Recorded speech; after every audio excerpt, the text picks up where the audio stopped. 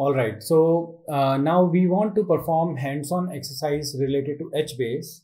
So before we start doing hands-on exercise related to HBase, we just want to ensure that everything is perfect, everything is fine. So we will be first restarting the servers. So there are like two daemons specifically on a very high level in HBase, which are like sudo. So there is one daemon which is like region server, which is a worker daemon, and there is another daemon which is called master daemon, that is called HBase master. So we will be restarting these two daemons first, and then we will be working on anything else in HBase. So just to refresh everything, I'm restarting the daemon. So this is region server. Let me see, region server service. Yeah. So I'm restarting this, and I'm also restarting the master service.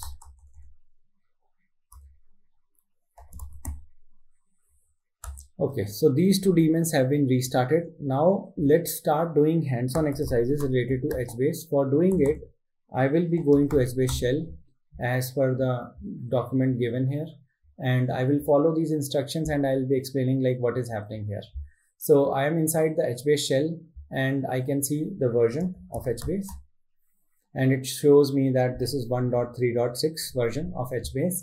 And I can also look for help. I can see the status. So these are basic commands that I can execute in HBase, and I can see this is like one node machine sudo distributed mode. So I have one active master, and this is like two region servers, so that's fine. Like I'm not having any backup masters, or there are no dead servers. Okay, so now this is fine. Like let's see the namespaces. I'll see list namespaces, and this list namespaces actually shows which all namespaces are there. So you can see there are two main namespaces. One is default namespace and another one is HBase namespace. Default is for the user defined, and HBase is for keeping the metadata. So these two namespaces are already there. So we can create our own namespace, and we are creating a namespace called data couch.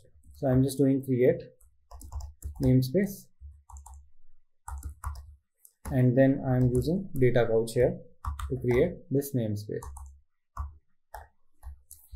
So this is fine. Like we just created a namespace, and let's do it, and let's see like if we got the namespace or not. So list namespace, yes, I have another namespace now, and I will be creating a table, user table, and I want to create under this namespace. So I can always say that create this table under the namespace. So for doing it, I am just specifying this is a table name.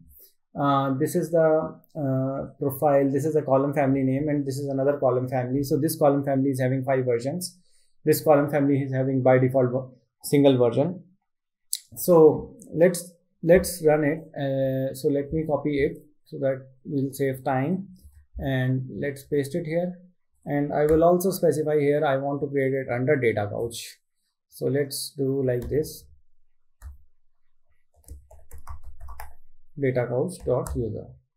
So I'm creating a table under data couch namespace, and I want to see like whether we got this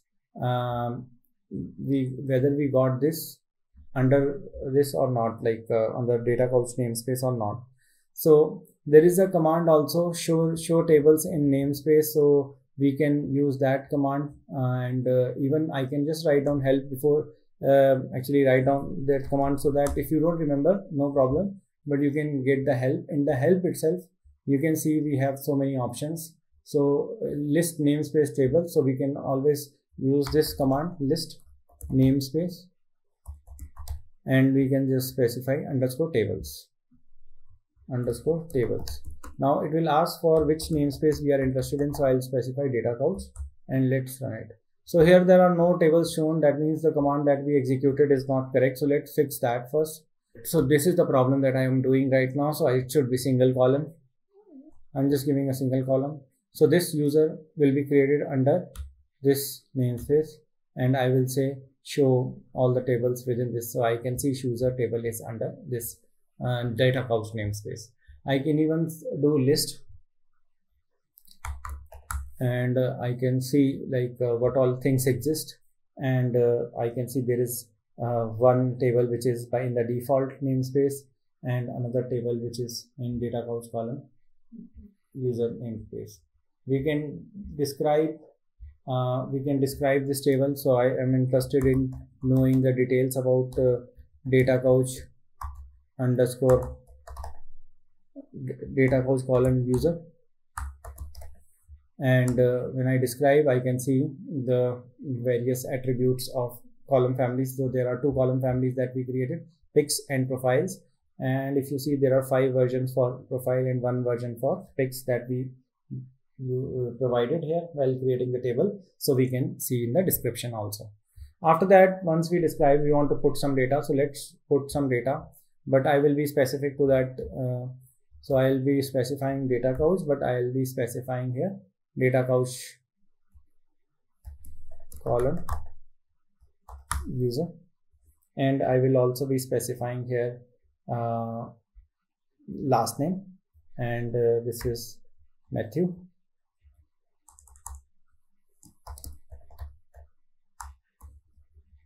This is L name. Okay, this is done. So we can actually retrieve the details from the column. So we can say get, and we can retrieve the details like this particular user we just added. So we are interested in first name only. So I'm just doing data couch column, and I can get the result also that first name of this particular user is Tom. So this we are able to do now. I just need to scan the data. So this is like just looking at the table. So when I scan this particular table in the data couch namespace, I will get the result. So I have the first name as well as last name. So hope this makes sense. We can actually alter so many things in this, and we can set various attributes of this column family, and we can play with this. But the idea here is to understand how HBase is working on Dataproc cluster. How did we do installation? How did we configure it? How did we put data into the table? How did we create table? So all these things we did just now, and in different namespace we did instead of doing it in default namespace. So we will start building a pipeline using the things that we have now. So these are small parts. We will be putting all these things together, and then we'll be building a data pipeline.